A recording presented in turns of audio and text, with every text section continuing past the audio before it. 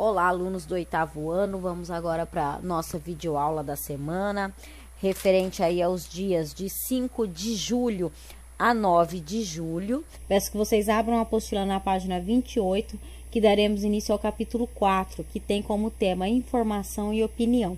Então, esse capítulo vai trazer aí textos com abordagens de reivindicação. Então, são tipos de textos, né, que levam as pessoas a opinarem, a tentar convencer as outras de uma determinada opinião e de levar as pessoas a reivindicar algo, tá? Então, esses textos também permitem as pessoas exercitar a cidadania e a livre expressão de seus desejos, tá? E geralmente aí são compartilhados por um grupo significativo de pessoas, tá? Para começar, vocês têm aqui um cartaz. Então, vamos aqui observar o cartaz. Nós temos linguagem verbal e linguagem não verbal, certo? Aqui pela não verbal, a gente observa uma patinha de um animal, a gente vê aqui cores, né? Tons aqui de vermelho. E o texto verbal nos traz crueldade é crime. Então, a gente já sabe o que vai ser falado, qual é o tema, né? A questão de maltratar os animais. Então, isso, né, é um tema que leva as pessoas a reivindicarem, né, essas atitudes aí contra os animais. Então, vamos nos aprofundar nisso. Maltratar animais, além de ser uma atitude desumana e antiética, é crime, o que pode render investigação por parte da polícia e do Ministério Público. Vamos agora para o espaço de diálogo, né? Que eu quero que vocês reflitam sobre essas questões, não precisa responder, só para ler e refletir. Se estivéssemos em sala de aula, íamos dialogar, mas como não, cada um reflita aí em sua casa. Exercício 1. A crueldade contra os animais vem sendo amplamente combatida por meio de organizações coletivas e de ações individuais. É possível dizer que a escolha das cores utilizadas nesse cartaz foi intencional? Então, eu creio que sim, né? O que essas patinhas vermelhas podem indicar? Pode indicar até, talvez, né, um animal ferido. Então, o preto, né, chama bastante a atenção, impacta, né, desse impacto.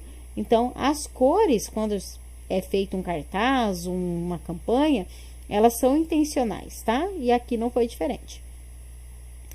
Que relação pode ser estabelecida entre a imagem e o tema do cartaz? Toda, né? Se a gente fala de crueldade, crueldade é crime, e a gente tem aqui a patinha de um animal, a gente já relaciona, né, essa crueldade com os maus tratos aos animais, tá? Então, dá para fazer essa relação. Agora, na página 28, aqui no começo nós temos os objetivos deste capítulo, que são analisar a função sociocomunicativa e as estratégias persuasivas dos gêneros manifesto e petição pública, relembrar o conceito de preposição, suas combinações e suas contrações, compreender a transitividade dos verbos e identificar complementos verbais, produzir um manifesto, elaborar uma apresentação a respeito do manifesto produzido. Bom, nem tudo a gente vai conseguir alcançar, né? Não temos como fazer, por exemplo, uma apresentação, tá? Mas os outros objetivos vamos alcançar. Na sequência aí, trajetória de leitura. Manifesto. Você deve ter observado que cada gênero textual tem uma finalidade comunicativa particular. Há textos, por exemplo, do tipo argumentativo, cujo objetivo é convencer o interlocutor dos posicionamentos políticos, filosóficos, artísticos, religiosos, etc., de seu autor. Entre esses, há ainda modalidades textuais que, em virtude de sua capacidade de convencer alguém a mudar de opinião ou de comportamento, permitem a qualquer pessoa exercitar a cidadania e a livre expressão de seus desejos e suas inquietações. Isso mostra que esses textos não se limitam à esfera pessoal, mas são compartilhados por um grupo significativo de pessoas. Assim, a expressão de um interesse coletivo está no cerne de certas modalidades textuais, como o abaixo-assinado, a carta aberta, o manifesto e a petição. Leia o manifesto a seguir e discuta com os colegas as questões propostas. Então, vamos lá. Manifesto SBPC e FSBE pelo fim dos testes cosméticos com animais no Brasil. O uso de animais para pesquisa científica é essencial para descobertas científicas com benefícios inquestionáveis para os humanos e outros animais. Vacinas, medicamentos, desenvolvimento de próteses e cirurgias, terapias com células-tronco, terapia gênica são apenas exemplos dos benefícios obtidos com o uso de animais. Apesar de ser impossível substituir por completo o uso de animais para pesquisas e testes de medicamentos e vacinas, os pesquisadores brasileiros e do exterior têm empenhado esforços para reduzir o número de animais utilizados em pesquisa, fazendo planejamento racional dos experimentos e substituindo-os por métodos validados sempre que possível. O uso de métodos alternativos que substituam a utilização em ensino e pesquisa é uma recomendação explícita da Lei Arouca, Lei 11.794 de 2008, que regulamenta o uso de animais para fins científicos e didáticos no Brasil. Por outro lado, o uso de animais para testes cosméticos é menos essencial e metodologias alternativas validadas podem substituir o uso de animais para esse fim. A grande maioria das indústrias de cosméticos do mundo e no Brasil já aboliu o uso de animais para testes de segurança de seus produtos. União Europeia, Índia e Israel são exemplos onde o uso de animais para testes cosméticos foi proibido. Para a suspensão responsável dos testes de cosméticos com o uso de animais no Brasil, são necessários alguns ajustes na legislação vigente. Por exemplo, a Lei 9.434/97 impede a comercialização de uma das ferramentas alternativas validadas mais utilizadas no mundo para o teste de irritabilidade de cosméticos, kits de pele humana. Página 29. Esse kit certamente já pode ser produzido e comercializado no Brasil. Se não fossem as barreiras legais, além disso, os mesmos kits, quando importados, são inviabilizados pela morosidade alfandegária, pois têm validade de apenas alguns dias. Desta forma, a Sociedade Brasileira para o Progresso da Ciência, SBPC, e a Federação de Sociedades de Biologia Experimental, a FSBE, afirmam ser favoráveis à proibição dos testes cosméticos com animais no Brasil, tendo em vista que esse é um problema apenas de legislação. São Paulo, 7 de novembro de 2013. Agora, vocês vão fazer, então, os exercícios de interpretação. Primeiro, qual é o título do manifesto? Ele resume a questão central levantada por seus autores? Justifique sua resposta. 2. Em que parágrafo fica evidente a problemática que motivou o manifesto? 3. Que argumentos os autores utilizam para reivindicar a suspensão responsável dos testes de cosméticos com uso de animais no Brasil? Então, eles reivindicam algo. Que algo é esse? 4. Os autores apresentam alguma proposta para a solução desse problema? Se sim, qual? Exercício 5. Com base nesse manifesto, assinale V para as afirmativas verdadeiras e F para as falsas. Então, vocês vão ler essas alternativas aqui, tá? Essas afirmações, na página 29 e 30, e vão colocar V para as verdadeiras, F para as falsas, de acordo com o que está no manifesto, tá? No exercício 6, vocês vão justificar as afirmativas falsas, né? Coloque aí qual é e justifique qual é o erro, tá bom? Exercício 7. Por que no início do terceiro parágrafo os autores usam a expressão por outro lado? Então, por que vocês acham? 8. Em um texto argumentativo, as relações lógicas têm grande importância. Os parágrafos não são apenas uma divisão gráfica, mas blocos de relações lógicas entre ideias. Complete o quadro abaixo conforme a sequência de ideias presentes no manifesto. Então, vocês têm aqui, ó, primeiro parágrafo, segundo, terceiro, quarto, quinto e sexto, né? O segundo e o sexto já estão completos. Aqui vocês vão colocar, né, as ideias que foram apresentadas no primeiro parágrafo, depois no terceiro, no quarto, quinto e sexto. Página 31. Na página 31, vocês têm aqui, ó, quanto à organização. Então, como que é organizado, como que é escrito um manifesto. Quanto à organização, os manifestos não obedecem a um modelo rígido. Todavia, alguns elementos aparecem na maioria desses textos. Observe como o texto de um manifesto pode ser estruturado. Então, primeiro aí, o título, né? O título geralmente resume a problemática abordada no texto. Exemplos: manifesto vegano, manifesto pela liberdade de expressão e manifesto de vanguarda. Então, o título já diz o que vai ter, né, no conteúdo aí. Depois do título, o corpo do texto. No primeiro parágrafo, é comum constar a identificação da problemática. Depois são elaboradas a análise do problema, contextos social, jurídico, religioso, cultural e etc. E a argumentação, a defesa ou a crítica dos autores sobre o assunto. É esperada ainda a descrição de ações e de propostas necessárias para a solução da questão. Depois, local e data. Local, data e assinatura dos manifestantes. Então, normalmente, um manifesto não tem um único autor, pois é criado coletivamente. Dessa forma, o texto recebe a assinatura de vários autores ou o nome de um grupo. Então, vocês veem aqui, né? Tem duas pessoas assinando esse manifesto, tá? E o local e a data também. Observe a definição e as características principais desse gênero.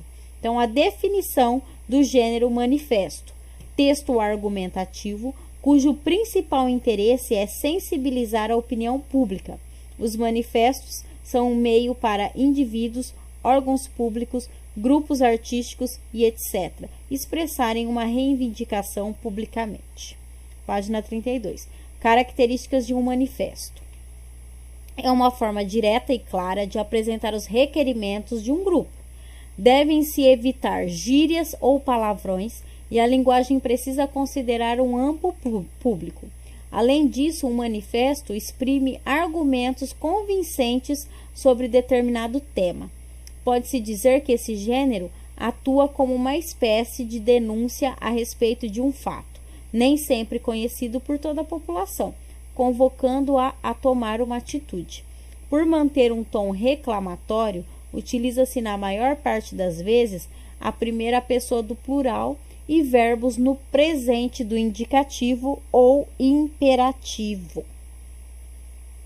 Agora, na sequência, outros textos, outros caminhos. Aqui, então, uma petição online. Então, agora vamos conhecer esse gênero petição. Agora, leia uma petição online e resolva as atividades de 1 a 3. Então, vamos lá. Lei da petição pública. Institui a obrigação do debate parlamentar a qualquer petição pública que alcance 100.000 assinaturas ou mais.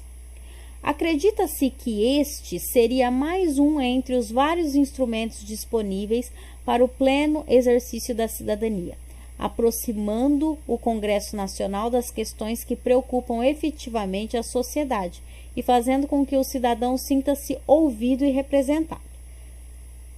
A ideia é inspirada na legislação do Reino Unido. O Congresso Nacional disponibilizaria um instrumento próprio e oficial para que os cidadãos construíssem petições enviadas diretamente a ele. O Congresso seria obrigado a se posicionar publicamente quando a petição alcançasse 10.000 assinaturas, assim como estaria obrigado a realizar um debate parlamentar quando a petição alcançasse 100.000 assinaturas. Temos ciência das diferentes realidades políticas entre os dois países, mas acreditamos que a ideia pode e deve ser implementada no Brasil com as devidas adaptações à legislação vigente. Então, aqui já é uma petição e tem, 181 apoios, tá? Então, aqui tem uma meta, né, 20.000, ele está com 181, tá? E essa barrinha vai crescendo ao longo aí da leitura de várias pessoas. Observe a definição e as características principais desse gênero, bem como informações sobre a estrutura. Então, aqui nós vamos conhecer a definição e as características de uma petição, tá? Definição: circula na internet e tem como finalidade provocar a ação do Estado frente a uma questão de ordem pública, mudanças na lei, melhorias de bens ou serviços públicos, condenação de indivíduos ou grupos que ferem o exercício da cidadania, etc. Esse gênero textual é marcado por atos de reivindicação, denúncia, requerimento, reclamação, sugestão, entre outros. Página 33. Características: deve-se utilizar uma linguagem que respeite a norma culta, evitando o discurso de ódio e difamação. Seu conteúdo temático faz parte das práticas do Estado democrático e de direito, estabelecido na Declaração Universal de Direitos Humanos. A seleção vocabular está voltada para a mobilização da população por determinados fatos de ordem pública, provocando sentimentos de conscientização, coletividade, compadecimento ou indignação. Estrutura: é possível que uma petição online seja confundida com abaixo-assinado. No entanto, a petição está mais relacionada ao meio jurídico, sendo dirigida a uma autoridade. Já o abaixo-assinado é mais informal e pode ser direcionado a cidadãos comuns em busca de doações, por exemplo. Embora não sigam um modelo rígido, alguns elementos costumam aparecer nas petições online, como a definição precisa do que é reivindicado, o órgão ao qual o texto será direcionado e os benefícios a serem conquistados. Bom, aí vocês vão fazer essas atividades de interpretação. Segundo o texto Lei da Petição Pública, assinale as alternativas corretas. Vocês vão ler e, de acordo com o texto, ver quais estão corretas. 2. Operadores argumentativos são palavras ou expressões que conectam ideias, articulam orações, frases e parágrafos, garantindo coesão e coerência textuais e marcam o posicionamento do autor sobre o assunto desenvolvido no texto. Releia o seguinte trecho: temos ciência das diferentes realidades políticas entre os dois países, mas acreditamos que a ideia pode e deve ser implementada no Brasil com as devidas adaptações à legislação vigente. A palavra destacada nesse período, aí vocês vão assinalar a alternativa que define aí a palavrinha mas. 3. Reescreva esse trecho substituindo a palavra destacada por outra de sentido equivalente. Então, qual outra palavra pode ser colocada aí no lugarzinho do mas, tá? Reescreva aqui esse trechinho. Agora, então, na página 34, exercício 4. Insira no quadro abaixo operadores argumentativos que correspondem às características mencionadas na primeira coluna. Se necessário, converse com os colegas ou o professor. Então, qualquer coisa podem estar nos chamando, tá? Então, aqui vocês vão colocar as palavrinhas, né? Que funcionam como esses operadores argumentativos, tá? Que relacionam orações, tá? Então, por exemplo, aqui, primeira, introduzem uma conclusão sobre os argumentos apresentados em orações anteriores. Então, eu tenho uma oração e aí eu vou colocar um termo para introduzir a outra oração que vai fazer a conclusão. Então, o que pode ser? Quais termos? Vou dar um exemplo, ó. Enfim, por isso, portanto. Então, essas palavrinhas que eu quero, tá? Depois, na segunda, ó, estabelecem uma comparação entre elementos visando a determinar a conclusão. Então, eu vou fazer uma conclusão fazendo comparações. O que eu posso usar como palavrinhas aí para fazer essas comparações? Depois, introduzem uma justificativa ou uma explicação relativa à oração anterior. Eu tenho uma oração, aí eu vou fazer a explicação dela. Que termo, que palavrinha que eu uso para fazer a conexão dessas orações, tá? São essas palavrinhas que vocês têm que colocar aqui. Na sequência aí, ó, leia a petição a seguir e resolva as atividades 5 e 6. Então, a petição é proibir expressamente o corte ou a diminuição da velocidade por consumo de dados nos serviços de internet móvel. As prestadoras intencionam interromper ou diminuir a velocidade da internet móvel de clientes que consumirem uma franquia mensal de dados contratada, o que exige a contratação onerosa de mais dados para continuarem a navegar com a mesma velocidade. Tudo isso, infelizmente, com a autorização da Anatel. A desculpa é que assim melhorarão o serviço, beneficiando os usuários. No entanto, sítios especializados independentes e instituições renomadas como a Proteste, Associação Brasileira de Defesa do Consumidor, afirmam o contrário e apontam o patente prejuízo aos consumidores. Suspeita-se que o real motivo seja outro. O consumidor, sem a limitação por consumo, pode fazer o uso livre e irrestrito de serviços como o Netflix, o WhatsApp, Skype e outros, que por suas excelentes qualidades e preços concorrem com os serviços de TV por assinatura e de comunicações das próprias prestadoras. Com a limitação, usar esses excelentes serviços se tornará bem mais caro, podendo até mesmo se tornarem inviáveis. Por fim, resta dizer que a rejeição à limitação é praticamente unânime entre os usuários. Basta ver as opiniões nas redes sociais e nas milhares de assinaturas em petições online. Proibir expressamente o corte ou a diminuição da velocidade por consumo de dados nos serviços de internet móvel, tanto nos novos quanto nos antigos contratos. Fixar multa em benefício do consumidor lesado para o descumprimento da proibição.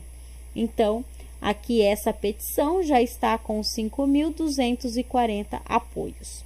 Aí na página 35 vocês vão fazer o exercício 5 e 6, tá? Então, o exercício 5. Ao ler as duas petições, você deve ter percebido que elas receberam um número expressivamente diferente de apoios. Elabore uma hipótese para justificar essa diferença. Então, vocês vão observar o seguinte.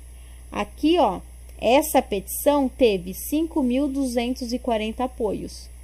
A outra petição teve 181 apoios. Então, o porquê vocês acham que teve essa grande diferença aí? Elabore uma hipótese, tá?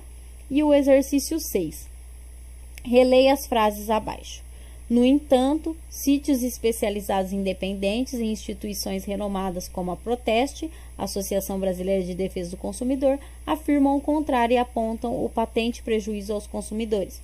Por fim, resta dizer que a rejeição à limitação é praticamente unânime entre os usuários. Relacione cada um dos operadores argumentativos destacados à sua respectiva função.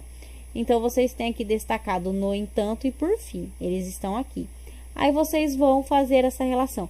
Qual introduz uma conclusão sobre os argumentos apresentados em orações anteriores e qual contrapõe argumentos apresentados previamente, tá? Então, vocês têm até esse exercício para realizar. Não deixe de fazer. Qualquer dúvida podem estar nos chamando. Até a próxima aula, então. Um beijão. Tchau, tchau.